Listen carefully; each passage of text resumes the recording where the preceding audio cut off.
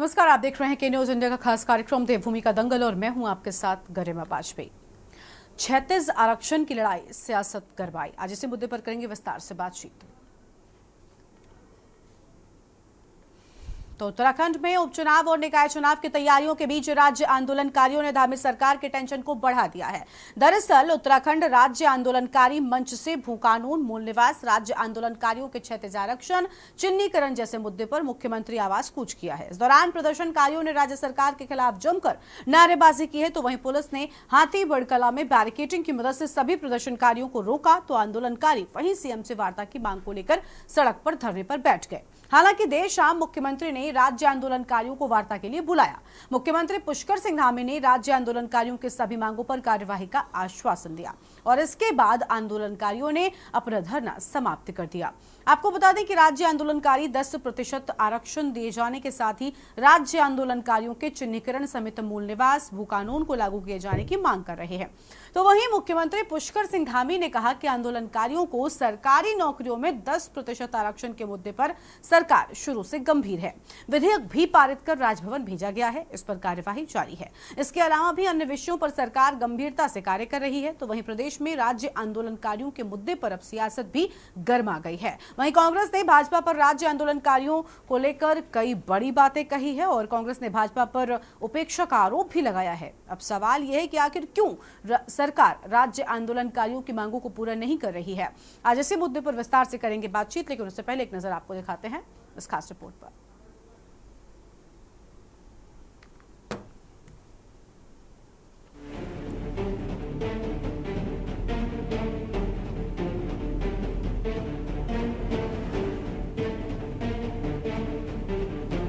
उत्तराखंड में एक बार फिर राज्य आंदोलनकारियों ने धामी सरकार से आर पार की जंग का ऐलान कर दिया है। दरअसल उत्तराखंड राज्य आंदोलनकारी मंच ने भू कानून, मूल निवास, राज्य आंदोलनकारियों के क्षैतिज आरक्षण, चिन्हीकरण जैसे मुद्दों को लेकर मुख्यमंत्री आवास का कूच किया और इस दौरान प्रदर्शनकारियों ने राज्य सरकार के खिलाफ जमकर नारेबाजी की। वहीं पुलिस ने हाथीबड़ कला में बैरिकेडिंग की मदद से सभी प्रदर्शनकारियों को रोका, तो आंदोलनकारी वहीं धरने पर बैठ गए। हालांकि मुख्यमंत्री से वार्ता के दौरान मिले आश्वासन के बाद राज्य आंदोलनकारियों ने अपना धरना प्रदर्शन समाप्त कर दिया, लेकिन सरकार को चेतावनी दी है कि जल्द ही मांगों का निस्तारण न होने पर उग्र आंदोलन किया जाएगा। देख रहे हैं कि उत्तराखंड राज्य आंदोलनकारी वर्तमान सरकार से लेकर पूर्व सरकारों में, चाहे वो 10% क्षैतिज आरक्षण हो, चाहे वो हमारा चिन्हीकरण के मामले हो, चाहे हमारा सशक्त भू कानून, मूल निवास हो या एक समान पेंशन और बढ़ोतरी का मामला हो, सरकारों ने अधिकारियों के अंकुश में आके न जाने किस उसमें है कि आज तक 10% क्षैतिज आरक्षण का जो बिल है वो राजभवन से बाहर नहीं निकल पाया। ये उन शहीद परिवारों का, उन तमाम मातृशक्तियों का, उन राज्य आंदोलनकारियों का अपमान है कि आपने यूसीसी जाके राज्यपाल पर जाके उसको पास करवाया और अब वर्तमान स्थिति जिस प्रकार से है, लोग सारी वैकेंसियां निकल गई हैं। अब तक 1 लाख वैकेंसियां निकल चुकी हैं लगभग 10 वर्षों के अंदर। अगर नहीं देना था तो मना करते।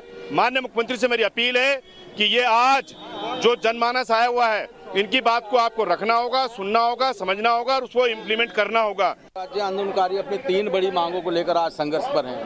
पहली मांग है कि 10% क्षैतिज आरक्षण लागू किया जाए। जब मैं मंत्री था तो हमने विधानसभा में इसको पास कराया था। हरीश रावत जी मुख्यमंत्री थे, ये सन 2016 की बात है। और उसके बाद गवर्नर जो इनके थे, भाजपा के जो गवर्नर थे, उन्होंने उस पर दस्तखत नहीं किए। इन गवर्नरों की अब भी परंपरा जारी है। अब जो सरदार जी हमारे गवर्नर है, मैं आदर के साथ उनको कहना चाहता हूँ कि अब 1 महीने से आप नैनीताल में छुट्टी मना रहे हैं। मेरी तो राष्ट्रपति से मांग है, ये प्रक्रिया खत्म होनी चाहिए। काम करने वाले के लिए किस बात की छुट्टी?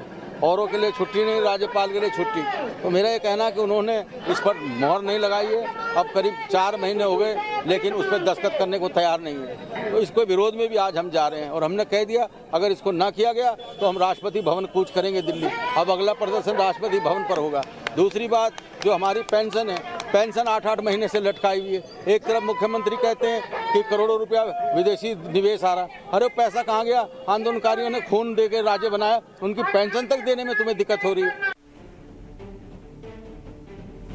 आपको बता दें कि धामी सरकार राज्य आंदोलनकारियों को सरकारी नौकरी में 10% क्षैतिज आरक्षण का लाभ देना चाहती है और इसके लिए इसी साल फरवरी में सरकार ने प्रवर समिति की सिफारिशों को मानते हुए विधेयक कुछ संशोधनों के साथ राजभवन भेजा, जो एक बार फिर लटक गया है। पिछले 4 माह से राजभवन विधेयक पर निर्णय नहीं ले पाया, उससे राज्य आंदोलनकारियों में नाराजगी है। वहीं दूसरी ओर राज्य में पिछले लंबे समय से सशक्त भू कानून और मूल निवास लागू किए जाने की मांग की जा रही है। सरकार की ओर से पूर्व मुख्य सचिव सुभाष कुमार की अध्यक्षता में भू कानून के लिए कमेटी भी गठित की गई थी और इस गठित भू कानून समिति ने सितंबर 2022 में धामी सरकार को अपनी सिफारिशें सौंप दी थी, लेकिन शासन स्तर पर समिति की सिफारिशों पर कोई कार्रवाई नहीं हुई।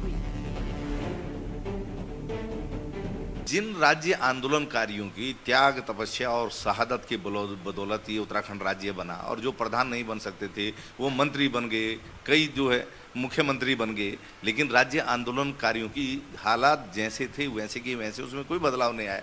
राज्य आंदोलनकारियों को अपनी 10% क्षैतिज आरक्षण की मांग को लेकर के, जो उनका संवैधानिक अधिकार है, संघर्ष करना पड़ रहा है। जो चिन्हीकरण का मामला है उसके लिए संघर्ष करना पड़ रहा है। जो पेंशन राज्य आंदोलनकारियों को मिलती थी 6-6 महीने तक वो नहीं मिल रही है, तो इससे ज़्यादा दुर्भाग्यपूर्ण क्या होगा। आंदोलनकारियों के मामलों को तो तत्काल और त्वरित आधार पर निपटाया जाना चाहिए था, लेकिन पिछले विधानसभा चुनाव से पहले भी जो है सरकार ने राज्य आंदोलनकारियों को आश्वासन दिया कि हम जो है बिल्कुल आपकी मांग को मान रहे हैं। बिल भी पास हो गया है, अब जो है उसका शासन निर्देश जारी नहीं हो पा रहा। राज्यपाल के आवास में जो है फाइल लटकी हुई है, बताया जा रहा है। आखिर क्या कारण है?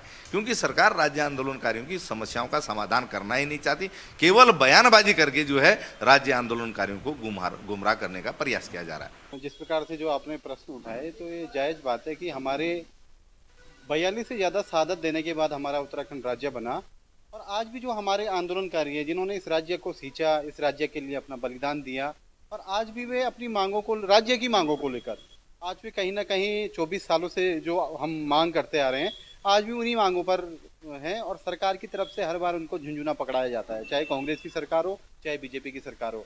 और धामी सरकार तो 2 कदम आगे जाके उन्होंने हर बार कुछ भी होता है तो कमेटियां बना के छोड़ देते हैं। तो इसमें जो आंदोलनकारी मंच द्वारा कल वहाँ पर सीएम आवास का कूच का जो कार्यक्रम था, तो उसमें उनकी जो मांगे थी, तो निश्चित तौर पे सरकार को इसमें संज्ञान लेना चाहिए और ये ना हो कि उनको फिर बिठा के झुंझुना पकड़ा के उनको शांत किया जाए। और इसके अलावा जो मूल निवास का मुद्दा है, राज्य हमने इसीलिए मांगा कि हमारे प्रदेश, हमारा राज्य जो हो, ये सांस्कृतिक रूप से, सामाजिक रूप से, आर्थिक रूप से, भौगोलिक रूप से हम अलग हैं, हम और राज्यों से अलग हैं, यूपी से अलग हैं, तो हमें उत्तराखंड राज्य मिला। लेकिन कहीं ना कहीं आज जो राज्य है ये कहीं ना कहीं बैसाखियों के सहारे चलने वाला हमें राज्य दिया है। इसके लिए मूल निवास की बात करें, हमारे समय समय पर प्रदेश की आम जनता जो आवाम है वो सड़कों पर उतर के अपने हकूकों के लिए, मूल निवास के लिए, भू कानून के लिए पैरवी करते नजर आती है, लेकिन सरकार सिर्फ उनको भी कमेटियां बना के छोड़ देती है। तो निश्चित तौर पे अब ऐसा नहीं चलेगा। उत्तराखंड क्रांति दल मुखरता के साथ आवाज उठाते आया है कि प्रदेश के लिए, जिस दिन से प्रदेश बना, हमें हमारा सशक्त मूल निवास भू कानून चाहिए। जिस प्रकार से आपने देखा होगा कि हिमाचल प्रदेश में वहाँ पर बारी जो हैं वे जमीन नहीं ले सकते हैं। नहीं, ऐसा नहीं है। राज्य आंदोलनकारियों की, मैं स्वयं एक राज्य आंदोलनकारी हूँ और समय समय पर राज्य आंदोलनकारियों की चिंता की गई है। 10% क्षैतिज आरक्षण हमारी सरकार ने अब वो गवर्नर के पास भेजा हुआ है, गवर्नर साहब उस पर साइन करेंगे, कानून बन जाएगा। इसी तरह से समान जो पेंशन का है उसको मान रही हैं, बहुत सारी हैं जो हमारी सरकार उनको पूरा करने में कामयाब होगी और निश्चित तौर पर जो राज्य आंदोलनकारी हैं जिन्होंने इस राज्य को बनाने में अपना योगदान दिया, बलिदान दिया, उनकी भावनाओं के अनुसार भारतीय जनता पार्टी उनका सम्मान भी करेगी और इस प्रदेश का विकास भी करेगी। कुल मिलाकर चुनावी तैयारियों के बीच धामी सरकार की टेंशन एक बार फिर से राज्य आंदोलनकारियों ने बढ़ा दी है। हालांकि सत्ताधारी दल राज्य आंदोलनकारियों की सभी मांगों को पूरा करने का आश्वासन तो दे रहा है, लेकिन कब तक राज्य आंदोलनकारियों की मांगें पूरी हो पाएंगी, इस पर अभी भी सस्पेंस बरकरार है। देखना होगा कि कब तक धामी सरकार राज्य आंदोलनकारियों की मांगों को पूरा कर पाती है। Uttarakhand desk report.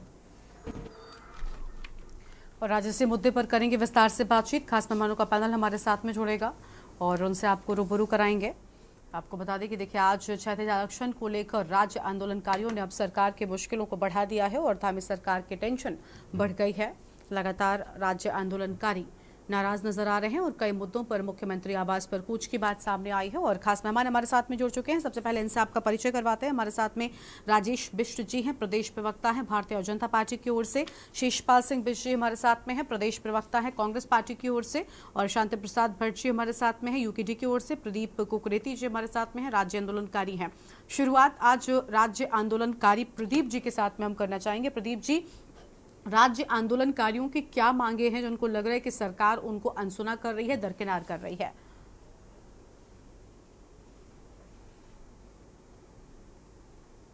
अनम्यूट कीजिए प्रदीप जी, आपकी आवाज नहीं मिल रही है हमें। अनम्यूट कीजिए पहले, उसके बाद अपनी बात को शुरू कीजिए। जी जी जी जी जी बोलिए। देखिए गरिमा जी, ऐसा है जो जब से सरकार उत्तराखंड में 24 वर्ष हो गए हैं राज्य गठन को, लेकिन पिछले 12 सालों में प्रदेश के अंदर कार्य करने की शैली बदल गई है, ब्यूरोक्रेसी की भी और जनप्रतिनिधियों की भी। 12 वर्ष पहले अगर आप पिछली सरकारों का संज्ञान लेंगे, चाहे वो किसी भी दल की सरकार रही हो, उसमें आंदोलनकारी ही नहीं, कर्मचारी रहे हों, सामाजिक संगठन रहे हों, कोई भी पक्ष विपक्ष दल रहे हों, जब जब कोई मूवमेंट होता है, जब जब किसी चीज की रिक्वायरमेंट होती थी, तो उसमें काम करने की एक शैली दिखाई देती थी, अधिकारियों में भी और उनमें जनप्रतिनिधियों में भी कहीं कमी बेसी हो सकती थी। लेकिन पिछले 12 साल में जो मैंने अपना अनुभव लिया है, केवल और केवल जो है इसमें लाग लपेट के अलावा, ताल बटोल के अलावा और जनप्रतिनिधियों के अंदर वो गंभीरता नहीं होना, और उससे ज्यादा पीड़ा मुझे ये हो रही है कि अगर मैं राज्य आंदोलनकारियों के बारे में बात करूं, उसमें मेरे चाहे विनोद चमोली जी हैं, ब्रजभूषण गैरोला जी हैं, प्रीतम पंवार जी हैं, राम सिंह खेड़ा जी हैं, मंत्री श्री गणेश जोशी जी हैं, बहुत सारे ऐसे जो लोग हैं, स्वयं मुख्यमंत्री का कहना है कि मैं उत्तराखंड मूवमेंट में रहा हूं। लेकिन जब लोग चुनाव जीत जाते हैं, उससे पहले भावनात्मक मुद्दे लिख के उसको टाइटल के रूप में लिखा जाता है, बड़े बड़े उसमें टाइटल लिखा जाता है, और जैसे ही जब सरकार बनती है या वो प्रतिनिधि बन जाते हैं, उसके बाद वो राज्य आंदोलनकारियों के नाम पे मौन या चुप्पी क्यों छाप देते हैं। दूसरी बात, भारतीय जनता पार्टी में त्रिवेंद्र जी की सरकार में तो कम से कम राज्य आंदोलनकारियों का तो नाम जिक्र भी नहीं हुआ, और उल्टा जो हमारा जो परिषद का कार्यालय था वो भी बंद कर दिया गया। अब धामी जी आए थे, धामी जी ने एक पहल शुरू करी थी, शासनादेश भी निकाले थे, सब चीजें चलती चलाई, लेकिन उसमें इतना लंबा समय हो गया, आप ये लगाइए 2013 से लेकर 2024 आ गया है, 1 लाख से ऊपर वैकेंसी निकल चुकी हैं।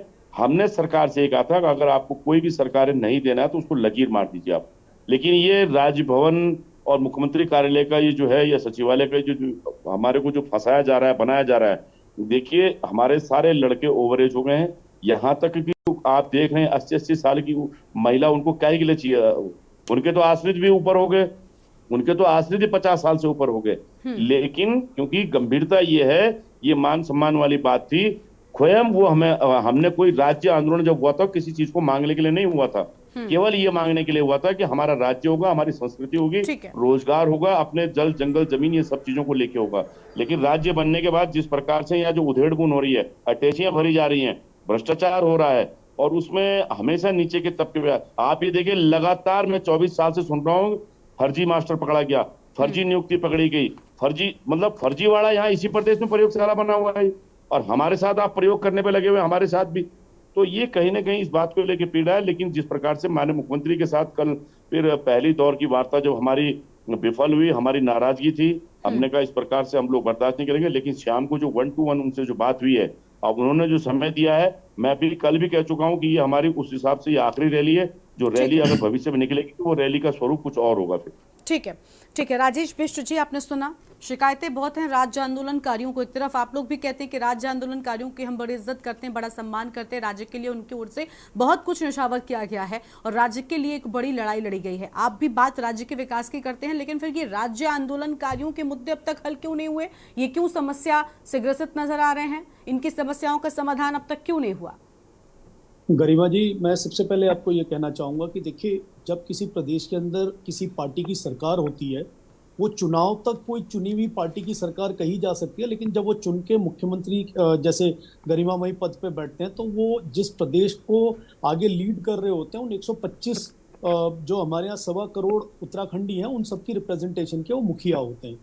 तो ऐसी कोई बात नहीं है कि हमारे उत्तराखंड के जो भाई बहन हैं जिन्होंने वाकई इस उत्तराखंड को एक अलग पृथक राज्य बनाने के लिए जो अपनी जहाँ पे शहादत की जरूरत थी शहादत दी, जहाँ लाठियां खाने की उनको बर्बरता उनके साथ हुई, उस सबकी पीड़ा हर एक उत्तराखंडी के अंदर होगी। लेकिन जहाँ तक हमारे अभी राज्य आंदोलनकारी साथी ने अपनी बात बताई है, ये स्वागत योग्य है कि सबसे पहले तो इनके पहले दौर की बैठक आदरणीय मुख्यमंत्री जी के साथ संभव हो पाई, जो पिछले 24 वर्षों में आज तक 1 to 1 जो गंभीरता के साथ किसी मुख्यमंत्री ने बात सुनने की जो पहल की है वो आज तक नहीं हो पाई। ये बहुत दुर्भाग्यपूर्ण है। लेकिन ये बहुत अच्छी बात है कि एक मुख्यमंत्री ने सुन के इनकी बातों को रखा और जो समय दिया है, निश्चित रूप से मैं मानता हूं कि उस दिए गए समय में हमारे जो भी भाई बहन हैं जिनकी ये बातें और ये पीड़ा है 10% क्षैतिज आरक्षण की, ये जल्द से जल्द पूर्ण होगी। और कहीं पे वैधानिक अगर कोई कमी पाई जाती है तो सरकार उसमें प्रयास करेगी कि वो जल्द से जल्द दूर करके और हमारे भाई बहनों को जो उनके अधिकार है उनको जल्द से जल्द मिले, ऐसा मेरा मानना है। ठीक है, ठीक है। देखिए, जल्द से जल्द अधिकार मिले, ये बातें तो बहुत वक्त से कही जा रही हैं। न जाने कितने राज्य आंदोलनकारी जो हैं वो इस बात को कहते रह गए, सरकारों से गुहार लगाते रह गए कि कम से कम राज्य जिन समस्याओं से परेशान होकर जब गठन हुआ तब से जो समस्याएं हैं उनका निदान तो कर दीजिए, लेकिन हुआ कुछ नहीं है। ठीक है, कांग्रेस के प्रवक्ता शीशपाल जी हमारे साथ में। शीशपाल जी, उपचुनाव और निकाय चुनाव के बीच में धार्मिक सरकार की टेंशन बढ़ गई है क्योंकि राज्य आंदोलनकारियों का गुस्सा जो है वो खुलकर एक बार फिर से सामने आ रहा है, और ये कोई पहली बार सामने नहीं आ रहा। इसके पहले वो लगातार इन मुद्दों को लेकर सवाल खड़े करते रहे और जवाब हर बार, चाहे आपकी सरकार रही हो या बीजेपी की सरकार रही हो, यही मिलता रहा कि उम्मीद है कि अब आगे ऐसा नहीं होगा, उम्मीद है कि अब आगे ऐसा नहीं होगा, अब आगे ऐसा नहीं करेंगे। हमारी उम्मीद है कि राज्य आंदोलनकारी जो हैं इनका जो समाधान चाहिए वो मिलेगा, लेकिन सिर्फ जवाब मिलता रहा। असल में समस्याओं का समाधान नहीं मिला। क्यों आखिर? देखिए गरिमा जी, राज्य आंदोलनकारियों का जो आक्रोश है वो आक्रोश यूं ही नहीं है। उसका कारण है कि राज्य आंदोलनकारी लंबे समय से जो है 10% क्षैतिज आरक्षण के लिए संघर्ष कर रहे थे, धरना प्रदर्शन भी कर रहे थे, आमरण अनशन पे बैठे, और उसके बाद जो है ये बिल भी पास हो गया है विधानसभा से। और अभी देखिए राजभवन में लटका पड़ा पिछले जो है 6 महीने से। जब पिछले विधानसभा चुनाव हो रहे थे उससे पहले भी जो है सरकार ने इनको भरोसा दिलाया था कि जो है हम जो है इसको जो है जारी कर देंगे। पिछली बार जब दिवाली हो रही थी उस समय भी हम उम्मीद लगा रहे थे कि जो है शासनादेश जारी हो जाएगा। नया साल चला गया, सब चला गया, फिर 6 महीने हो गए। तो ये सरकार जो है इस मामले को क्यों लटका रही? क्योंकि इसकी मंशा ही नहीं है। और आपने कहा कि जो है जैसे यहाँ की भाजपा के प्रवक्ता कह रहे थे कि साहब पहले मुख्यमंत्री हैं पुष्कर सिंह धामी जिन्होंने राज्य आंदोलनकारियों से 1 to 1 बात की। अरे भैया, एनडी तिवारी जी की सरकार में राज्य आंदोलनकारियों की सारी जो है मांगे मानी गई, चिन्हीकरण शुरू हुआ, नौकरियां जो है उस समय दी गई, इनका जो है सम्मान भी करने का काम किया। और आदरणीय हरीश राव जी की सरकार में राज्य आंदोलनकारियों की पेंशन का जो है प्रावधान किया गया। 10% आरक्षण पहले से राज्य आंदोलनकारियों को मिलता था, वो किसी कारण से जो है एक याचिका पड़ गई, उसके कारण जो है ये हट गया था। लेकिन अब लंबे संघर्ष के बाद अगर बिल पास हो गया है तो आपको उसे लागू करने में क्या दिक्कत है, आप बताएं ना। तो ये सरकार जैसे दर्द बताया अभी भाई प्रदीप कुकरेज जी ने की त्रिवेंद्र जी की सरकार में तो जो है राज्य आंदोलनकारियों के ऑफिस पे ही जो है ताला जड़ दिया गया था। तो इनकी मंशा क्या है ये राज्य आंदोलनकारी भी बखूबी जानते हैं। और जब आंदोलन होता तो आश्वासन देते हैं नहीं नहीं हम तो जो है सारी मांगों को मानने के लिए तैयार है। अरे कहां से मानने के लिए तैयार है? 8-8 महीने से पेंशन नहीं मिल रही है राज्य आंदोलनकारियों को। बताइए, राज्य आंदोलनकारी कोई धरना सेठ नहीं है, कोई बहुत बड़े कारोबारी नहीं है। उन्होंने त्याग किया है, बलिदान दिया है इस राज्य के लिए, तब जाकर के आपके पास ये कुर्सियां हैं। लेकिन ठीक है, आप राज्य आंदोलनकारियों की समस्याओं को लेकर आज बड़े मुझे सजग नजर आ रहे हैं। ऐसा लग रहा है कि आपको बड़ी चिंता है। लेकिन सवाल सिर्फ, मैंने पहले भी कहा था कि उसके लिए आपकी भी सरकार जिम्मेदार है, क्योंकि उत्तराखंड में सिर्फ आप और बीजेपी, यूकेडी इसके लिए जिम्मेदार नहीं है सर। उन्होंने लड़ाई लड़ी है तो इसलिए उनसे सवाल नहीं पूछ सकते। शांति प्रसाद जी बैठे, मैं उनसे सवाल पूछूंगी, लेकिन उनसे जिम्मेदारी भरा जवाब की मुझे उम्मीद नहीं है, क्योंकि वो सत्ता में नहीं रहे, आप रहे और बीजेपी रही। इसलिए आप लोगों से उम्मीद है कि आखिर इनकी समस्याओं का समाधान होना चाहिए था। जब आपको मौका दिया इन्होंने तब आखिर क्यों नहीं हुआ? कोई एक समस्या बता दीजिए जो राज्य आंदोलनकारियों की जुड़ी रही, जिसका संपूर्ण समाधान इनको मिल गया। गरिमा जी, मुझे लग रहा है कि आप भाजपा को बचाने का काम कर रही हैं, लेकिन अच्छी बात है। लेकिन आपने अगर मुझे गौर से सुना होगा, मैंने शुरू में कहा कि राज्य आंदोलनकारियों की जितनी भी मांगे थी, जब कांग्रेस की सरकारें रही, कांग्रेस ने उनको गंभीरता से हल करने का काम किया। और यहाँ पर आंदोलनकारी नेता है हमारे भाई प्रदीप कुकरेज जी, और शांति प्रसाद भट्टी वो भी जो है इस बात को जो है कह देंगे। अगर कहीं कोई कमियां रही हमारी सरकार में तो निश्चित तौर पर अगर हमारी सरकार होती इन 7 सालों में तो हम उसको सर बस यही बात मैंने पहले भी कहा, आपने आप रुक करते हैं। हम बात कर रहे हैं क्षतिज आरक्षण को लेकर राज्य आंदोलनकारियों की नाराजगी पर। हमारे साथ में खास मेहमान लगातार बने हुए हैं। शिषपाल जी ने काफी अहम बातें कही। शिषपाल जी ने कहा कि देखिए उनकी सरकार के दौरान भी सुना गया, बातों पर काम किया गया, समस्याओं पर, लेकिन क्या संपूर्ण हल मिला? इस पर हम प्रदीप जी से जवाब लेंगे, लेकिन उससे पहले शांति प्रसाद भट्ट जी हमारे साथ में हैं, केंद्रीय प्रवक्ता हैं यूकेडी की ओर से। सर बहुत स्वागत आपका भी के न्यूज इंडिया पर। शांति प्रसाद जी, क्या असल में अभी शिषपाल जी की बात को आपने सुना होगा, उसके पहले राजेश जी ने कहा कि हमारी सरकार में भी उम्मीद है कि आने वाले वक्त में अब दिक्कतें नहीं होंगी, लेकिन सर क्या असल में समाधान हुआ है? क्या दोनों ही सरकारों के वक्त में, शिषपाल जी ने बड़े दावे के साथ में कहा कि मैं तो बीजेपी को बचाने के लिए कह रही हूँ, लेकिन आप बता दीजिए, आप शायद ना बीजेपी को बचाएंगे ना कांग्रेस को बचाएंगे, तो उस लिहाज से आपको लग रहा है कि प्रदेश में जो राज्य आंदोलनकारी इनका कोई काम हुआ, या इनकी जो मांगे थी राज्य के लिए, क्योंकि इनका कोई व्यक्तिगत इसमें लाभ नहीं था, राज्य आंदोलनकारी इनका नाम ही ऐसा है कि आप सब समझ लेंगे, बावजूद इसके परेशान है, क्यों आखिर? देखिए गरिमा जी, आपने बड़े विस्तार से बात कही है और सवाल खड़ा किया है कि दोनों राष्ट्रीय पार्टियों के शासन काल में भी आखिर न्याय क्यों नहीं मिल रहा है। देखिए, हम राज्य आंदोलन से निकली हुई पार्टी है। उत्तराखंड क्रांति दल का एकमात्र लक्ष्य था राज्य और राज्य का विकास। दुर्भाग्य देखिए 42 से ज्यादा शहादतें हुई। मैं पूछना चाहता हूं, अगर ये दोनों पार्टियां उत्तराखंड चाहती थी तो 42 से ज्यादा शहादतें क्यों हुई? अगर 1994 में मुलायम सिंह ने हमारे ऊपर अत्याचार किया तो कांग्रेस ने उस सरकार से समर्थन वापस क्यों नहीं लिया? कहने का मतलब है ना भाजपा चाहती थी ना कांग्रेस चाहती है। परिणाम आपके सामने। इन 24 वर्षों में राज्य के मतवाले राज्य आंदोलनकारी, इनकी क्या मांग है? ये कोई सरकार थोड़ी ना मांग रहे बनाने के लिए। यही कह रहे हैं कि जिन्होंने उत्तराखंड के लिए शहादत दी है, बलिदान दिया है, संघर्ष किया है, उनको क्षैतिज आरक्षण मिल जाए। उनके परिवार को जो पेंशन व्यापन रोजी रोटी के लिए दिया जा रहा है उसको पेंशन का दर्जा दिया जाए। ये मानदेय कब तक चलेगा? आप सरकार नहीं मान रही है। और सरकार भारतीय जनता पार्टी की देख लीजिए, यूसीसी ले आई। उत्तराखंड के लोग रोजगार मांग रहे, भ्रष्टाचार पर कार्रवाई मांग रहे, ये कह रहे कि किसी की लड़की ना भाग जाए, तुम यूसीसी लेकर आओ। 1 साल के अंदर उत्तराखंड में वो माल भी हासिल कर रहे हैं। मुख्यमंत्री जी भी इस कैबिनेट से पास करा दे रहे हैं।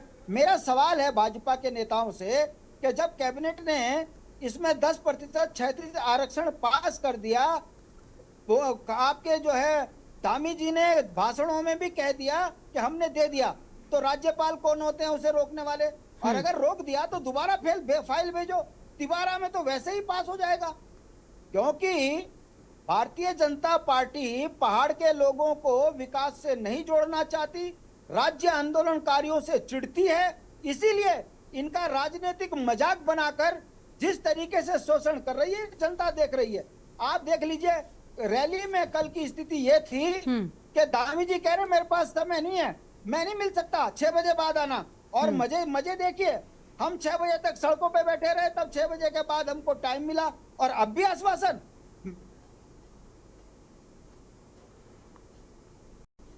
ये हमारा क्षैतिज आरक्षण, भू कानून, मूल निवास क्यों नहीं? उत्तराखंड का जनमानस का अस्तित्व खतरे में चला गया, मगर मूल निवास पर सरकार के मुंह पे दही जमती है। यूसीसी कानून के लिए तीनों लेट कर लोकसभा, राज्यसभा, हर प्रायोरिटी सर, प्राथमिकता क्या है ना, वो भी तो नजर आता है ना।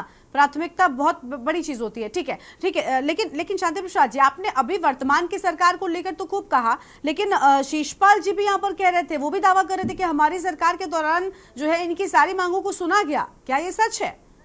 मैं गरिमा जी यही तो बोल रहा हूँ। हाँ। शिषपाल जी जवाब दे दीजिए। जब रामपुर तिराह कांड पे हम पे गोलियां चल रही थी तो दिल्ली में बैठे मोनी बाबा ने क्यों नहीं सरकार गिरा दी उत्तर प्रदेश की? क्यों नहीं उत्तराखंड के लिए न्याय दिलाने के लिए कांग्रेस के लोग उस समय पर इसका विरोध करते रहे? अरे ये सब नौटंकीबाज हैं, इन्हें उत्तराखंड लूटना आता है। पहाड़ के आदमी बोले हैं, कोई राम के नाम से लूटा गया, कोई अल्पसंख्यकों के नाम से लूटा गया। पहाड़ी को सिर्फ लूटा है। यही कारण है कि राज्य कर्ज की गर्त में डूब गया। नौकरियां हाकम सिंह बेच रहा, संसाधन भाजपा के बैठे हुए नेता बेच रहे। पहाड़ में बचा क्या है? हमारे भू कानून खत्म कर दिया, मूल निवास खत्म कर दिया, पहचान हमारी खत्म कर दी। अब और क्या चाहिए?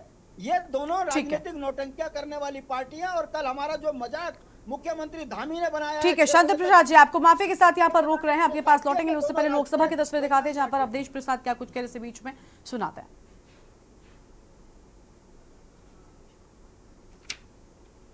हुआ कि अभी परसों मैं गया था अयोध्या में, वहां की गलियों को देखा था, कीचड़ भरा है। और जहां पर हमारे देश के आदरणीय प्रधानमंत्री ने 6 महीने पहले एक रेलवे स्टेशन का जो अयोध्या के नाम है उसका उद्घाटन किया था। 150 से ज्यादा बाउंड्री वाल है, ढह गई है। और सबसे दुखद पहलू है मानवर, सबसे दुखद पहलू है कि स्टेशन से आकर के केवल हिंदुस्तान के ही नहीं दुनिया के न जाने कितने लोग प्रभु राम श्री राम के मंदिर का दर्शन करने के लिए जाते हैं। 1 किलोमीटर की सड़क है, इतनी गंदगी है, इतनी गंदगी कि लगता है सारी दुनिया की गंदगी अयोध्या में आ गई है। कैसे कैसे लोग दर्शन करने के लिए जाए हैं, प्रभु राम के मंदिर में जाएंगे तो सारी गंदगी को पैर छप करके जाएंगे। और यही नहीं मानवर, मैं और आगे बढ़ा तो वहां पर जलायन एक अयोध्या का प्रभु श्री राम के मंदिर के पास का है जल मोहल्ला, पानी भरा है और इतना पानी भरा है और मानवर गरीबों का मोहल्ला है, कमजोरों का है, दलितों का मोहल्ला है और पानी भरा है। और सुना है उसके के लिए 35 करोड़ रुपए अलॉट हुआ है, लेकिन पता नहीं है ऐसा कहाँ गया है, किस पे खर्च हो रहा है, का मुआवजा नहीं दिया। और मनोहर, मुझे बड़ा अफसोस हुआ कि वहाँ पर एरोड्रम बना है, लेकिन एरोड्रम बनने में गरीबों को, किसानों को पैसा नहीं दिया गया। और अफसोस के कि हर साल एंड में सर्किल रेट बनता है, सर्किल रेट के द्वारा जमीनों का मूल्य का निर्णय होता है। लेकिन अफसोस के साथ कहना पड़ता है हमारे उत्तर प्रदेश के हर जिलों में सर्किल रेट बना है, लेकिन आज 7 साल हो गया है फैजाबाद के, अयोध्या के किसानों के जमीनों के लिए सर्किल रेट न बनने के कारण उन जमीनों को कौड़ियों के दाम पर बाहरी लोगों को बसाने का काम किया है। हमारे नेता पास न जाने कितने लोग आए, लेकिन हम कह के आए कि हम मुआवजा दिलाएंगे, हमारे नेता ने कहा था, लेकिन मुआवजा नहीं मिला। अनवर, ये मर्यादा पुरुषोत्तम राम की धरती है, वहाँ की मर्यादा बढ़ा गया है। और निशिकांत दुबे जी, निशिकांत दुबे जी, वहाँ की मर्यादा को तोड़ा गया है, गरीबों के घर को ढाया गया। अनुराग सिंह ठाकुर द्वारा प्रस्तुत राष्ट्रपति के अभिभाषण के धन्यवाद प्रस्ताव का समर्थन करने के लिए खड़ा हुआ।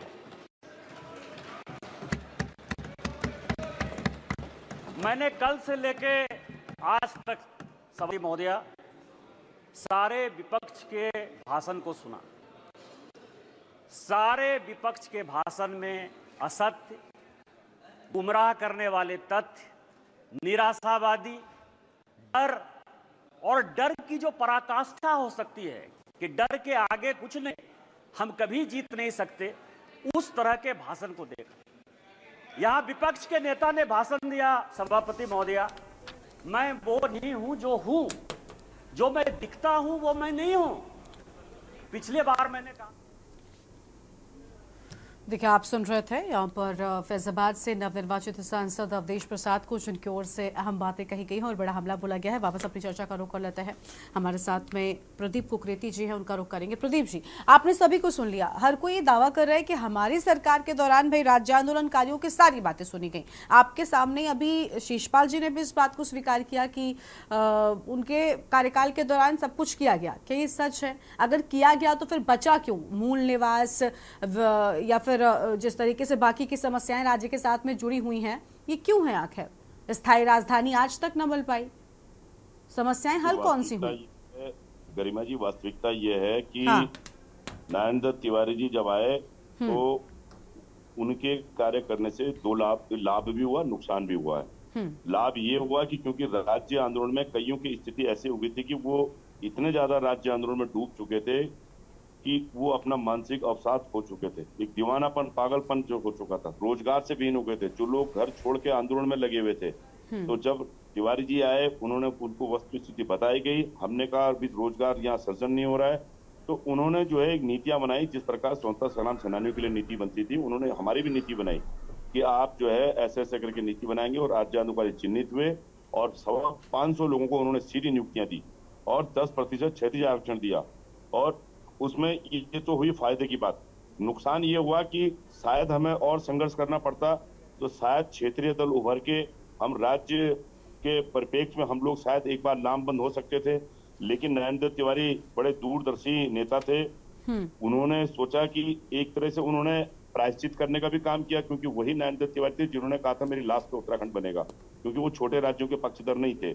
लेकिन उन्होंने, मैं समझता हूँ कि ऐसा काम करके तो एक तो प्रायश्चित करने का काम किया, और दूसरा उन्होंने सोचा कि अगर इनको ऐसा ही रहा, ये लोग लामबंद रहेंगे, तो फिर कहीं एक क्षेत्रीय दल और एक बड़ी जो एक संगठन के रूप में यहाँ पे तैयार ना हो, ताकि सरकार या कांग्रेस या भाजपा के पैरेलल यहाँ पे जैसे अन्य राज्यों में होता है। तो दोनों ही बातें थी, लेकिन नरेंद्र तिवारी जी ने पहल अच्छी करी थी, चाहे वो उद्योग को लेके हो, IT पार्क को लेके हो, कई चीजों को लेके। आज भी कई कार्य ऐसे हैं जो नरेंद्र तिवारी जी ने जो अपने उद्घाटन पत्थर लगाए हुए हैं, वो काम अभी आज तक की सरकारों ने नहीं किया। दूसरी बात, जो फिर कांग्रेस सरकार, मैंने कहा ना कि 2012 तक जितने भी सरकारें आई भाजपा कांग्रेस की, सबने कुछ ना कुछ इसमें सकारात्मक दृष्टि से काम किया है। पहले जो वार्ताएं होती थी, अधिकारी साथ में बैठता था, उन बिंदुओं पे डिस्कस होता था। अगर 10% क्षैतिज आरक्षण हुआ है तो तिवारी जी के साथ में जो है उनके OSD और उनके प्रिंसिपल सेक्रेटरी होते थे, ठीक है, निशंक जी होते थे तो उनके साथ सेक्रेटरी होते थे, सुभाष कुमार जी होते थे, खंडूरी जी होते थे तो उनका प्रिंसिपल सेक्रेटरी होते थे, हरीश रावत जी बैठे थे, उनके साथ सेक्रेटरी बैठे थे। लेकिन ये 12 साल ही जो गए हैं, इसमें कार्य करने की जो है शैलियां ही बदल गई। इसमें तो सीधे सीधे आप इग्नोर मार रहे हैं, चाहे वो रोजगार का मामला हो, राजधानी का मामला हो, किसी भी चीज को आप ले लीजिए, मैं कह रहा हूं। ठीक है, यानी शिकायतें अभी वर्तमान की सरकार से ज्यादा हैं आपको। अभी राजेश जी से इस पर हम विस्तार से जवाब लेते हैं। फिलहाल आपको बता दें कि देवभूमि के दंगल में एक छोटे से ब्रेक के लिए यहाँ पर रुकते हैं, उसके बाद फौरन लौटेंगे।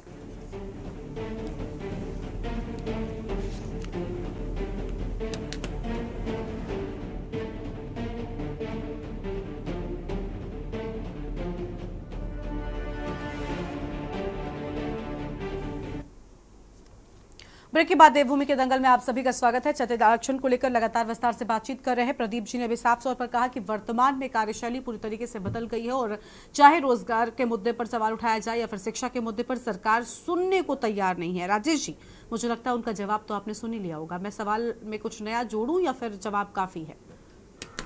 गरिमा जी, प्रदीप भाई की परेशानी और उनकी भावनाओं को मैं समझ सकता हूँ। जिन लोगों ने इस प्रदेश के लिए अपनी शहादत दी है, जिन लोगों ने इस प्रदेश के लिए संघर्ष किया है, जिन लोगों ने इस प्रदेश के लिए गोलियां खाई और जो बर्बरता देखी है, वो विपक्ष के रूप में हम साफ देख रहे हैं कि आज ऐसी पार्टियों के साथ वो राजनीति में इतना मिल चुके हैं, इतना उन लोगों के साथ तालमेल बन चुका है कि वो लोकसभा के अंदर भी, जो इस देश में सबसे बड़ा चुनाव होता है, उसमें ऐसी पार्टियों को साथ लेकर बड़ी जिम्मेदारी के साथ कहते हैं कि हमारे अलायंस है, इसकी पीड़ा हर एक उत्तराखंडी को आज की तारीख में होगी। दूसरी बात, जहां तक ये हमारी भावनाओं की बात और क्षैतिज आरक्षण की बात है, देखिए ये मुद्दा बहुत संवेदनशील है। इसमें हम लोगों को, किसी भी राजनीतिक दल को ऐसी राजनीति नहीं करनी चाहिए जिससे हमारे उन खास तौर पर उत्तराखंडियों की भावनाओं को ठेस पहुंचे, जिन्होंने असल में इसके लिए संघर्ष किया था और ये पृथक राज्य हमको आज मिला है।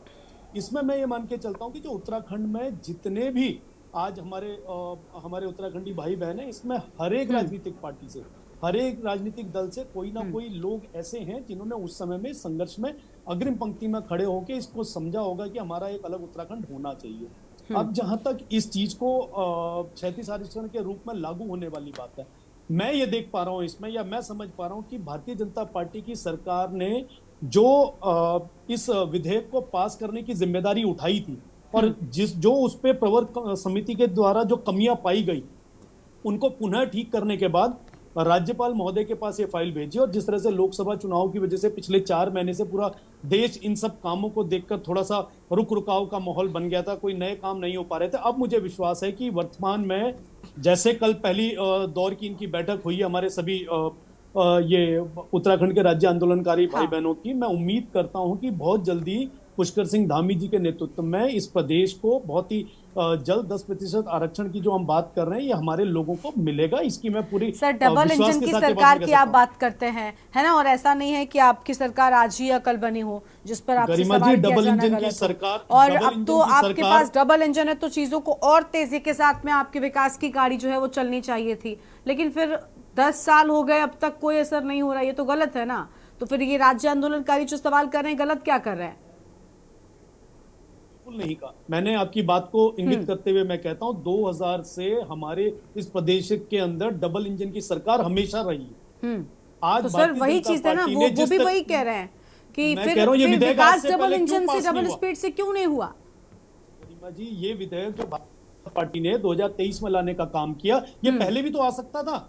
आज जो हमारे विपक्षी साथी इस पे सवाल भारतीय जनता पार्टी पे खड़े कर रहे हैं, उन्हें 2002 से 7 के कार्यकाल में क्या किया, 12 से 17 के कार्यकाल में क्या किया। अच्छा तो मतलब अभी ये चलेगा ना कि उन्होंने क्या किया वो आपसे पूछेंगे और आप उनसे पूछेंगे, ये चलेगा? नहीं, मेरी बात इस तरह से है, उन्होंने आज जो हमसे सवाल किया वो क्या कर रहे थे?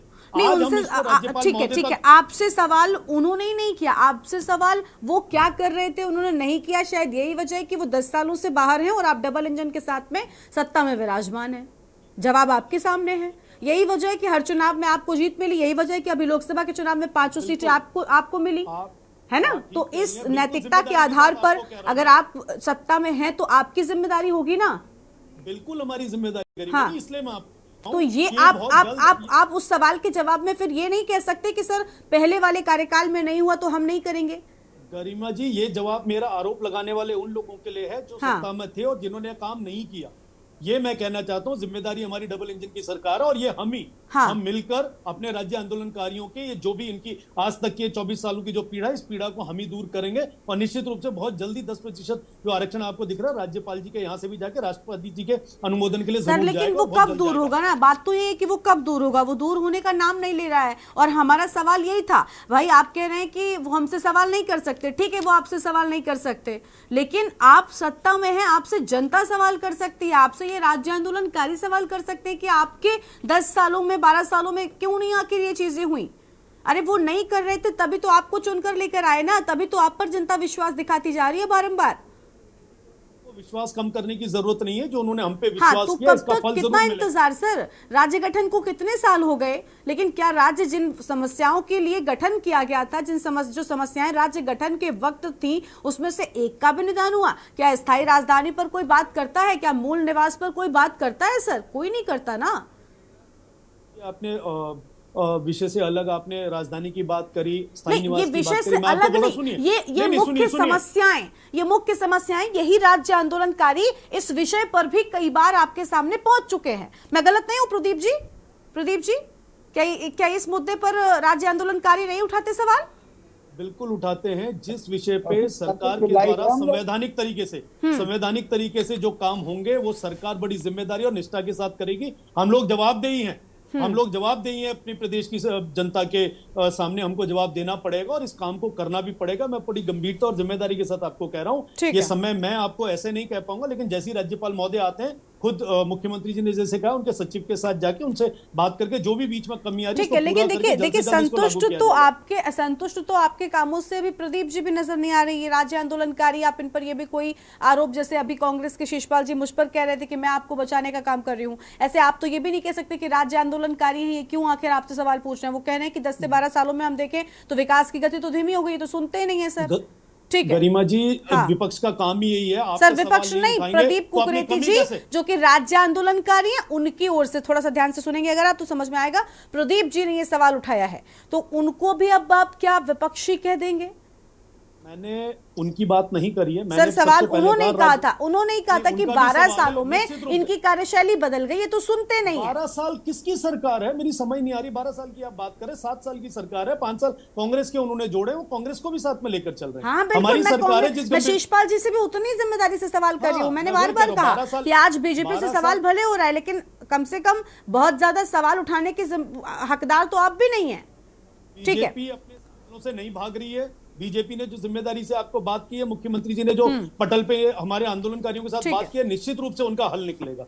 ठीक है, उम्मीद है निश्चित रूप से हल निकलेगा, लेकिन देखिए हल निकल नहीं पा रहा है, यही चीज सबसे ज्यादा परेशान कर रही है राज्य आंदोलनकारियों को। शीशपाल जी, अभी विपक्षियों को लेकर राजेश जी कह रहे कि भाई आप तो सवाल पूछने वाला आपका मुंह नहीं है, विपक्षी किस मुंह से सवाल पूछ रहे हैं, इन्होंने तो कुछ नहीं किया। नहीं, देखिए ऐसा है ना गरिमा जी, मैंने पहले ही इसलिए कहा कि जो है आपका थोड़ा भाजपा को बचाने का काम इसलिए करें कि इसमें होमवर्क की आवश्यकता है। राज्य आंदोलनकारियों का जो मसला है अभी सर देखिए, पहले तो ये कह देने से कि मैं बचाने का काम कर रही हूँ, मुझे किसी मैं आपको बचाने का काम कर रही हूँ, मैंने उनसे भी उतने ही सवाल पूछे जितने आपसे पूछे। ये बड़ा आसान होता है कि कोई भी एंकर अगर बैठा है तो आप उसको सीधा ये कह दीजिए कि आप बचाने का काम कर रहे हैं। अभी मैं राजेश जी से कोई ऐसा सवाल कर दूंगी तो वो कह देंगे कि आप विपक्ष के पक्ष में बोल रही हैं। बहुत आसान है, तो इससे थोड़ा आगे बढ़ जाइए आप। गरिमा जी, मैं ये बात इसलिए कह रहा हूँ कि इसमें होमवर्क की जरूरत है। राज्य आंदोलनकारियों के चाहे चिन्हीकरण का मामला हो, चाहे राज्य आंदोलनकारियों को नौकरी देने की बात हो, चाहे आंदोलनकारियों के पेंशन की बात हो, और इस 10% क्षैतिज आरक्षण पे जो कह रहे हैं, तो ये तो एनडी तिवारी जी की सरकार में कांग्रेस सरकार ने दे दिया था। बाद में इस पे आपत्ति आई और ये जो है माननीय हाईकोर्ट में चैलेंज हो गया, तो इसलिए जो है अब ये दिक्कत आ रही है, तो पहले से ही मिल रहा था। कांग्रेस की सरकार ने हमेशा राज्य आंदोलनकारियों के मामलों को हल करने में जो है रुचि दिखाई और उसको किया भी है।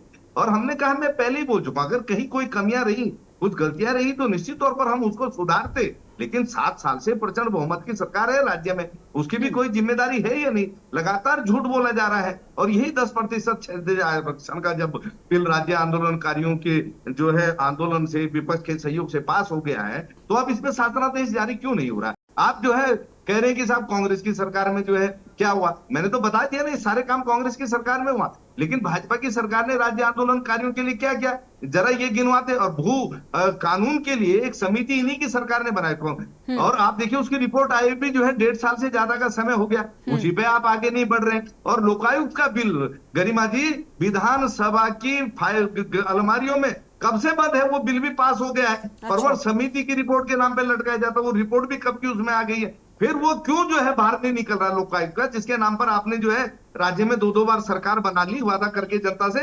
तो ये किसी भी मुद्दे पे गंभीर नहीं है, इनसे भू कानून के मुद्दे पे मैं कोई उम्मीद नहीं रखता। लोकायुक्त का जो है नियुक्ति होगी उस पर मुझे कोई उम्मीद नहीं है। 10% क्षैतिज आरक्षण का मामला मैं पिछले 2 सालों से देख रहा हूं कि बेवजह लटकाया जा रहा है। भाई अब कोई कारण नहीं है उसको लटकाने का, अब तो कम से कम उसका शासनादेश जारी कर दीजिए, क्योंकि प्रदीप भाई की चिंता वाजिब है कि लोग ओवरेज हो गए हैं, जो राज्य आंदोलनकारियों के आश्रित हैं वो भी ओवरेज हो गए हैं। अब कुछ ही लोग बचे हैं, कम से कम उनको तो इसका लाभ मिल जाए, तो कम से कम अब तो इसकी जो पेचीदगियां हैं उसको दूर कर दीजिए। मुख्यमंत्री स्वयं भी जो है महामहिम राज्यपाल महोदय से बात कर सकते हैं, इस फाइल को पास करवा सकते हैं, क्योंकि राज्य आंदोलनकारी हमारे लिए जो है कोई आम नागरिक नहीं है। भाई आप ही की बदौलत ये राज्य है, हम उनके ऋणी हैं, और कम से कम जो है राज्य आंदोलनकारियों को जो है हमारी सच्ची श्रद्धांजलि होगी जो शहीद हुए हैं। अगर ये 10% क्षैतिज आरक्षण का बिल जो है ये पास हो जाता है, इसका शासनादेश निकल जाता है, लेकिन जो है जिस तरीके से लटकाए जा रहे हैं उसमें हमारी आपत्तियां हैं गरिमा जी। और राज्य आंदोलनकारियों की जो भी मांगे उन पे भी जो है तत्काल कार्रवाई होनी चाहिए। 8-8 महीने से पेंशन नहीं मिल रही, आप बताइए कितनी पेंशन मिलती है राज्य आंदोलनकारियों को? फिर जिसकी समान पेंशन की जो मांग हो रही है उस पर भी आगे बढ़ा जा सकता है, लेकिन काम नहीं हो रहा, उस पर लगातार जो है लटकाया जा रहा है। इसलिए हम कह रहे हैं कि कम से कम भाई आप जो मामले हैं, क्योंकि ये आपके उसमें है पहुंच में, कोई इतने बड़े मामले हैं नहीं कि सरकार को बहुत बड़े नीतिगत फैसले लेने हैं या बहुत ज्यादा कोई आर्थिक बोझ सरकार पे बढ़ने वाला है। ये तो पहले से सब कुछ हो रहा था, तो कम से कम आप इसको लटका जारी कीजिए, इतनी प्रार्थना है, और इससे ज्यादा कुछ है नहीं। ठीक है शांति प्रसाद जी, सबके कार्यकाल में काम हुआ तो ये काम रह कैसे गए? यही तो एक्सप्रेशन है कि जब भाजपा को भी राज्य से प्यार था, कांग्रेस को भी राज्य हर कोई राज्य को लेकर बिल्कुल ठीक है कि हर कोई यही कह रहा है, तो ये काम रहे कब और कैसे रह गए? ये होता क्या है, अगर अभी विधायक को तनख्वाह बढ़ानी है 2 मिनट में विधानसभा में पास और राज्यपाल भी मुहर लगा के पास, और अगले महीने जो है तनख्वाह बढ़ के मिल जाती है। और अगर भारतीय जनता पार्टी को यूसीसी लागू करना होता है तो तुरंत पहली कैबिनेट में मीटिंग होती है सर, पहली कैबिनेट में पहली कैबिनेट में पास भी हो गया, ड्राफ्ट अभी तैयार नहीं हुआ। हाँ। राज्यपाल लेकर राष्ट्रपति तक पहुंच गए और सब काम हो गया।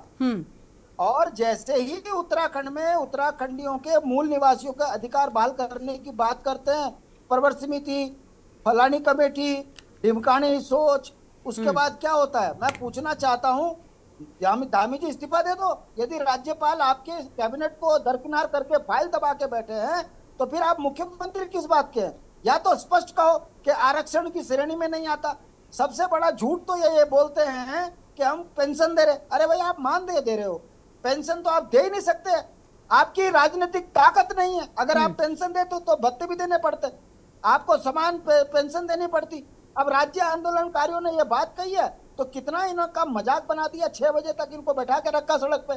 अरे भाई धामी जी, आप गाजियाबाद वाले को शराब का ठेका देते हो, खनन का ठेका देते हो, सारी सप्लाई बाहर वालों से कराते हो। अगर आपके अंदर है उत्तराखंडियत का दर्द और है आपके अंदर उत्तराखंड, तो आप बताइए कितने राज्य आंदोलनकारियों को आपने व्यापार से जोड़ा, स्वरोजगार से जोड़ा। अरे वो 5,000 की तनख्वाह देने में भी आप जो जलील कर रहे हो, ये बताता है कि आपने राज्य आंदोलन के दौर में बुआ सिंह और अनंत सिंह को अपनी छाती से लगाकर उत्तराखंड के पहाड़ियों का मजाक बनाया। वो रामपुर तिराहा के हत्यारे थे वो। और आपने आज तक उत्तराखंड के राज्य आंदोलनकारी के हत्यारों को फांसी तक नहीं दिला पाए। ये आपकी राजनीतिक बेईमानी दिखती है। उसके बावजूद भी आप सत्ता में बैठे हो। मैं राजेंद्र भाई की बात से सहमत हूँ। इनके नेताओं ने बोला है, हम तुमसे वोट नहीं मांगते, हमें वोट मांगना आता है। और अगर हम तुम्हारा विकास नहीं कर रहे तो वोट काहे को दे रहे? उसके बावजूद यहाँ से सांसद जीत के चले जा रहे हैं, इनकी विधायक जीत के चली जा रही, सरकार इनकी बन जा रही है। 14 साल में मजाक पहाड़ियों का इन्होंने बना दिया। तो भाई, जब इन्हें पता है कि आश्वासन और भाषण पे वोट मिल जाएंगे तो क्यों करेंगे विकास? यही राज्य आंदोलनकारी लोग हैं। इनसे भी सवाल एक बात का किया जा सकता है कि यदि 24 साल में जब आपकी सरकार आपकी नहीं सुन रही, आपने 22 साल में 42 से ज्यादा सिर देख कटवाने के बाद जब आप राज्य मांग सकते हो, तो इनको इस राज्य से उखड़ के बाहर क्यों नहीं फेंकते?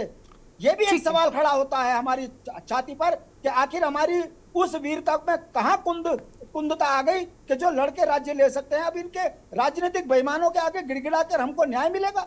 ठीक है, ठीक है। प्रदीप जी से अंतिम सवाल लेते। ठीक है, शांति प्रसाद जी, प्रदीप जी से अंतिम सवाल। प्रदीप जी, आप जब देखिए मौका अभी निकाय चुनाव का है, उपचुनाव का है, उससे पहले ये मुद्दा जब उठाया जा रहा है राज्य आंदोलनकारियों की ओर से, आपको उम्मीद है कि अब सुनी जाएगी आपकी?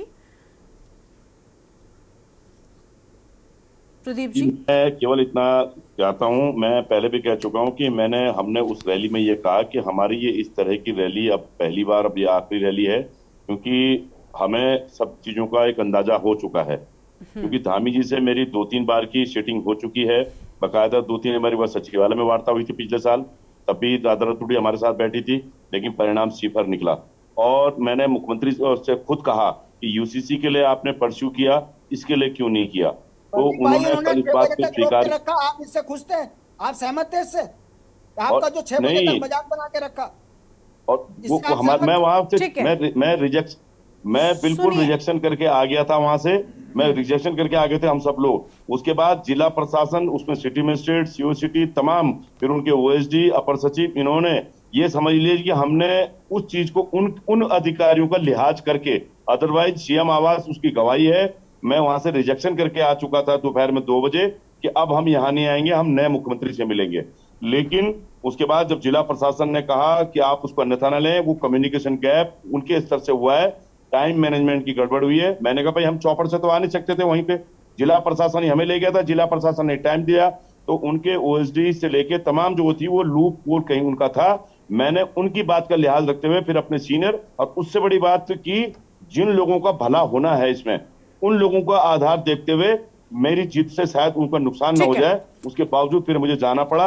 और देर शाम को जो बैठक हुई है, अब मैं ये उम्मीद कर रहा हूं कि अगर अपनी सरकार को एक संदेश देंगे, मैं आपको बता दूं बिजली की 2015 में हमारा एक्ट पहले भी बन चुका है, तो हरीश रावत जी ने गैर शरण में बनाया था, लेकिन राज्यपाल ने वो पास नहीं करा।